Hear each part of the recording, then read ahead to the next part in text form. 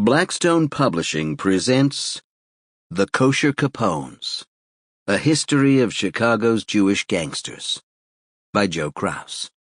This book is read by Peter Berkrot. Introduction. Connecting the Dots. 1. Sometime in the middle 1980s, my mother asked if I would look into a rumor she'd heard. Her father, Max Miller, was a gangster who, along with his brothers Davy, Hershey, and Harry, were caught up in Al Capone's Prohibition wars. Her father died in 1928 when she was only 2, so she had no first-hand memories, but she wanted to know something about his world.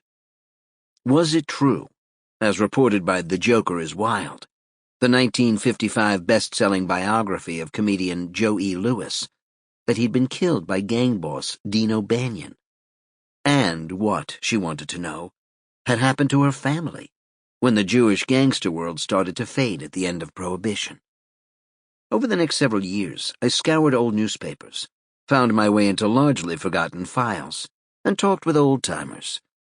I got to know the popular and academic studies on organized crime, and while several had good information on Chicago as a whole, or Jews of other cities, it quickly became clear that no one had ever focused on the intersection of Chicago and Jewish gangsters. Histories of Jewish Chicago, for instance, didn't seem to have a place for the Jewish gangster. The first definitive such work, H.L. Mitas's History of the Jews of Chicago from 1924, seemed consciously to ignore the major criminals of the period, focusing instead on commercial and cultural leaders.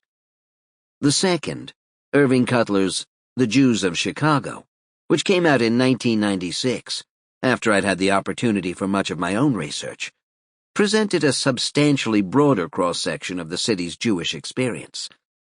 Even it dedicated only a single paragraph to the gangsters, although I was glad to see it note that the Davy Miller boys played a crucial role in battling the Gentile youth gangs that harassed the yeshiva students or taunted the elderly long-bearded Jews. From the other direction, historians of Jewish organized crime seem to have little to say about Chicago.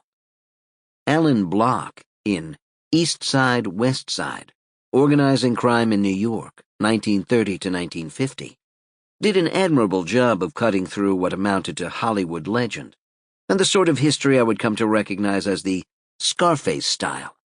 But he only focused on New York and the political-economic nature of criminal organization. Sample complete. Ready to continue?